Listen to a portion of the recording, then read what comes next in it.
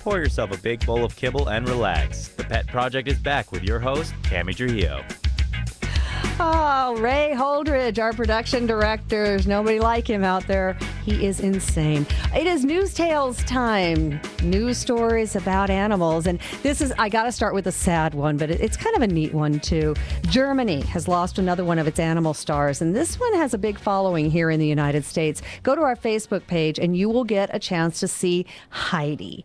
Now, Heidi was a cross-eyed possum, and she died of old age last month. She was 3.5 years old. In possum years, that's kind of old for a possum. She became a big star at the Leipzig Zoo after her picture appeared in a German newspaper back in December. Unfortunately, zoo vets said that Heidi hadn't been moving and had actually been in pain for a couple of weeks. They did everything they could possibly do to figure out what was wrong, came up empty-handed, figured it was basically just old age and didn't want her to suffer any longer. Now, you may have heard of Heidi because she became an international star when she got an offer to appear at this year's Academy Awards via video broadcast. Well, instead, she actually appeared on the Jimmy Kimmel Show in a series of pre-taped vignettes, and she predicted the winners of 3 Oscar categories. She missed one prediction. She got 3 right, though. The one she messed up on was the long-shot Oscar-nominated 127 Hours to win over the eventual Oscar winner, The King's Speech for Best Film. But in any case, she got 3 right. That's pretty good for a cross-eyed possum. Stuffed animal of Heidi was included in some of the bags that went to the Oscar guests, too. So you can see her picture, read a little about her story on our Facebook page at The Pet Project. And it's been a tough year for German animal stars because Heidi is the 3rd German animal celebrity to pass away this year. Newt was that polar bear. He was internationally famous because the zoo hand-raised him.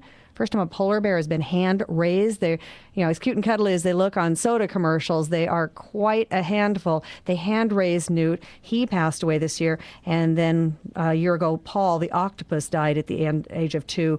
Now, Paul was important. He made headlines in 2010. He correctly predicted the results of each of Germany's World Cup soccer matches, and he accurately tipped Spain to beat the Netherlands in the final, and that's pretty darn good for an octopus, don't you think? All right, well, you know what advertisers go after you, right? They target you, they target me. Nestle's, which is actually the biggest food company in the world, is now trying to corner the dog food market with special advertising aimed at not you, your dog. They've created the first ever TV commercial just for dogs. Now, so far, it's only aired in Austria. It uses different sounds, including high-frequency tones, to get the attention of your 4-legged friends. There are 3 sounds that can be picked up by dogs, including a squeak that's kind of like the sound your dog's toys make, and there's a high-pitched ping. Now, there's another high-frequency tone to get your attention.